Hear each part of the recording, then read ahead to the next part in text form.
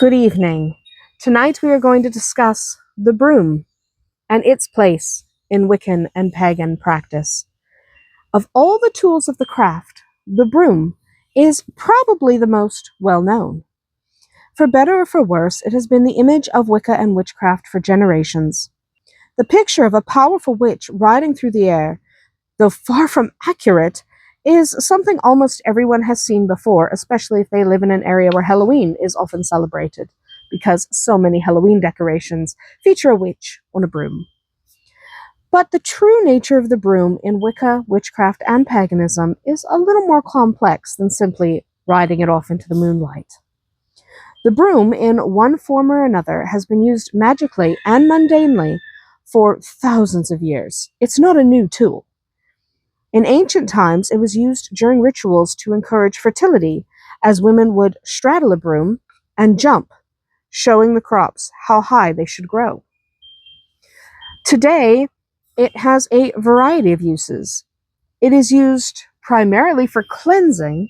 Most households have one, pagan or not. So today, the primary purpose of the broom is mundane. It is to sweep up around the house or around the garage. Most of us have one. Even if we are not Wiccan or pagan, most of us have a broom. It may not look like this, but most of us have one. But it also has a more symbolic purpose. Traditionally, the broom is thought of as a masculine tool due to its rather phallic nature. However, it could also be considered a more balanced tool. The handle, or the stave, is certainly phallic. That makes it masculine. However, the bristles receive the handle, just as the woman receives the man.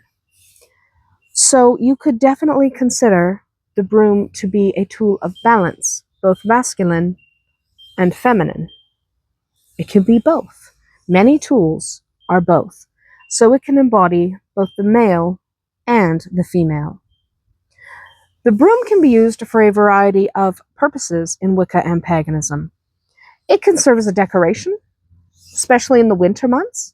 Perhaps you just like the way it looks in your pagan practice. So you might have a broom such as this, sitting in the corner, propped against the wall, bristles down or bristles up, as you prefer, and you might just enjoy it as a decoration. That's all right.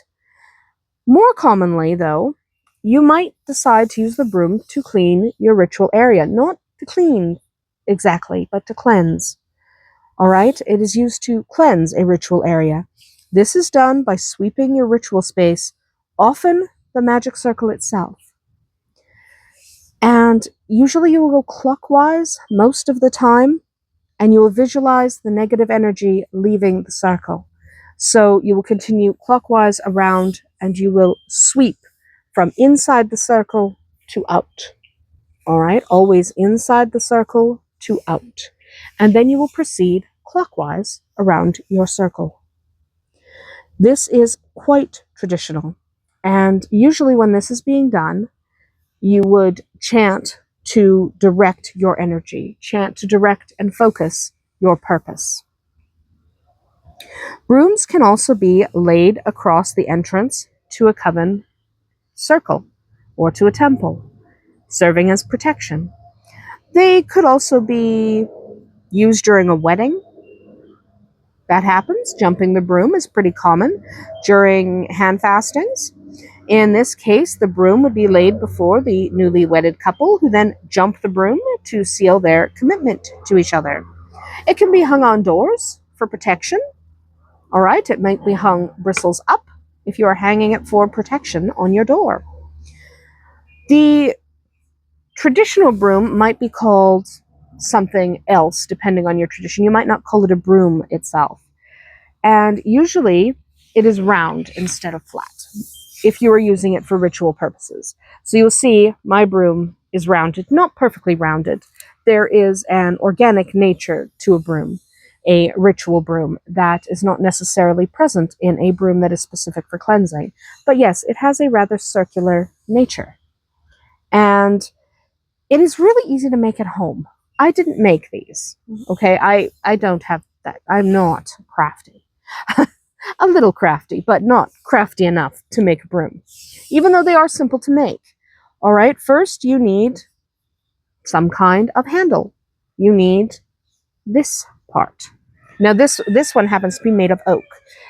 Ash is more traditional, but this one's made of oak. You can use a dowel from the hardware store.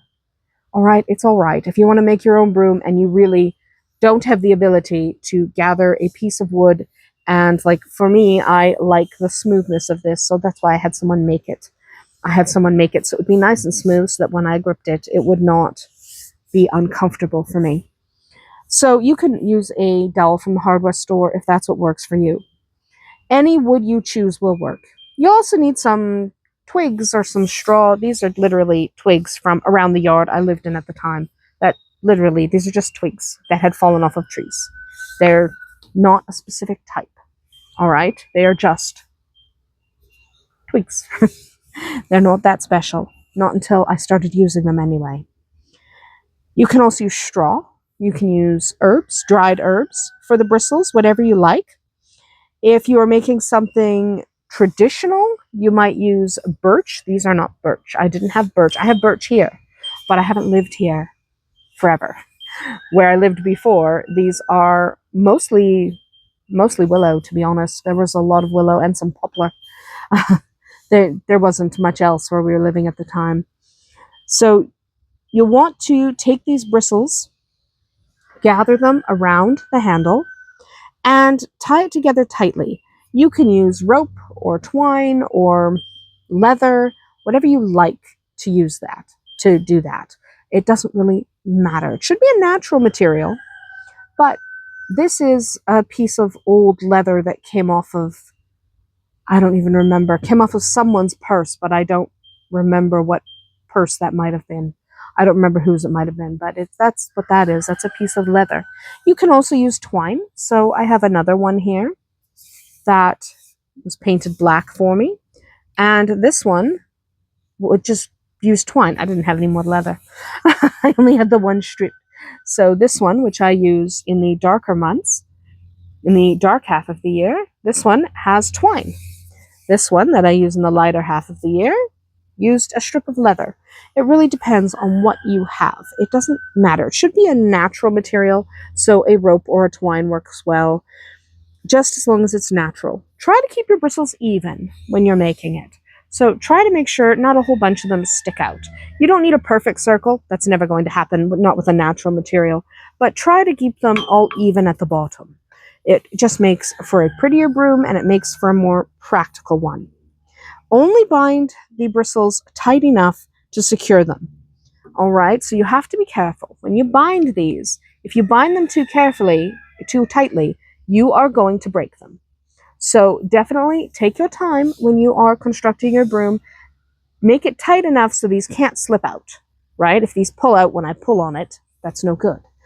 But you at least want to make sure they're tight enough to stay in there without breaking. So be careful, be gentle, and construct your broom as you see fit.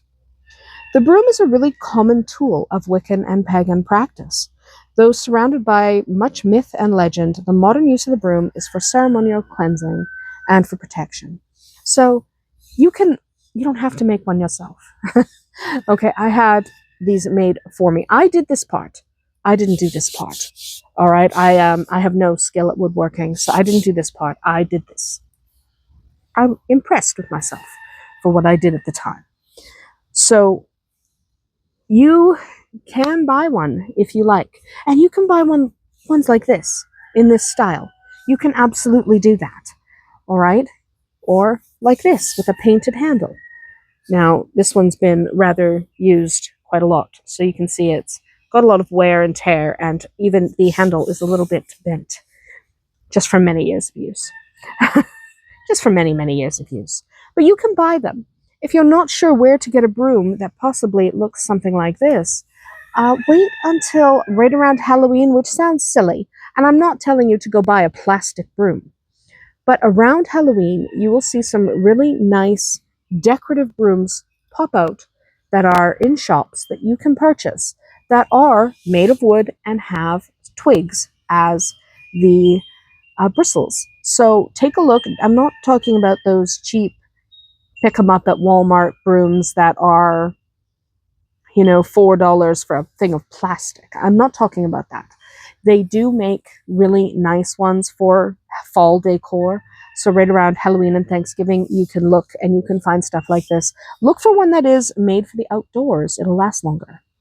But you definitely can find one at that time of year that is designed to be used a little more heavily instead of just the plastic junk. Don't buy plastic junk. But at Halloween, you should be able to find something sort of like this. There probably are quite a few options at that time of year, so definitely consider checking, finding something you enjoy.